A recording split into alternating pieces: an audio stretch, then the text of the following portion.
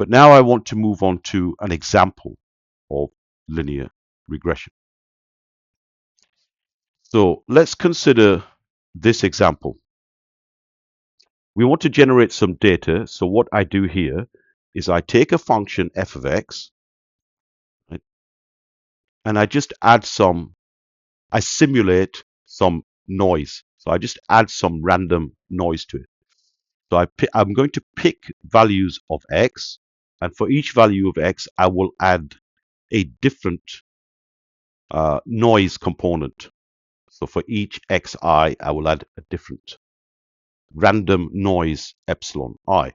And I will choose this noise. It's as good as any other noise. I can use a uniform distribution. But I'm just going to pick epsilon is normally distributed with mean of 0 and some standard deviation or variance sigma squared. And I can vary this sigma squared. The higher or the larger I make sigma squared, essentially the more noise I'm adding, the more variability I have, okay, around the mean value of 0. So as I increase this, or equivalently this standard deviation sigma, I expect to get more noisy data. So this is just a way to simulate a data set. I want to simulate some yi's as f of xi, so they come from some function, but they're noisy. I'm going to add some epsilon i's to them. And by doing this, I'm going to simulate a data set xi and yi. And then I want to use linear regression to try to find the underlying function, if one exists. And in this case, we know what the underlying function is because we've created a synthetic data set. It's actually this function, f of x. And I'm doing this deliberately so that we can see how close we get to the true function. In this case, we know what the true function is because we're cheating. We're generating our data set from some function f of xi. Now, what function am I going to choose? I'm going to choose a cubic polynomial. I'm going to choose this cubic polynomial here. Right. So let's see what happens when we do this and how well linear regression performs. So we're going to try the following model. Right? We're going to try our hypothesis space of functions that look like this. They're third order polynomials, third order polys. Right? Now, yes, you can say we're cheating here because we know that the underlying function is actually a cubic. So, and it's true. But later on, we will see what happens as we change the order of this polynomial. So here at the moment, yes, you can argue we are cheating. But let's go ahead with it, and then we'll see what happens as we change the order of this polynomial later on, and where the problems might arise. Now, what is the design matrix in this case? Well, what are the basis functions we are choosing? We're choosing the basis function theta1 times 1, theta2 times x, so 1 and x, theta3 times x squared, and theta4 times x cubed. So we're choosing these basis functions, the monomials. So it's a monomial basis, right?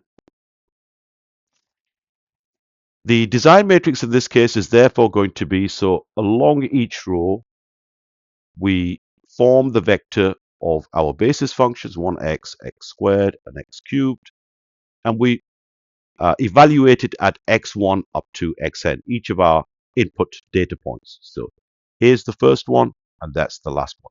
And this has a special name. The design matrix with a monomial basis we call a van der Monde matrix. But that's just a special name we give to a design matrix with monomial basis. Monomial basis. Right? Okay. So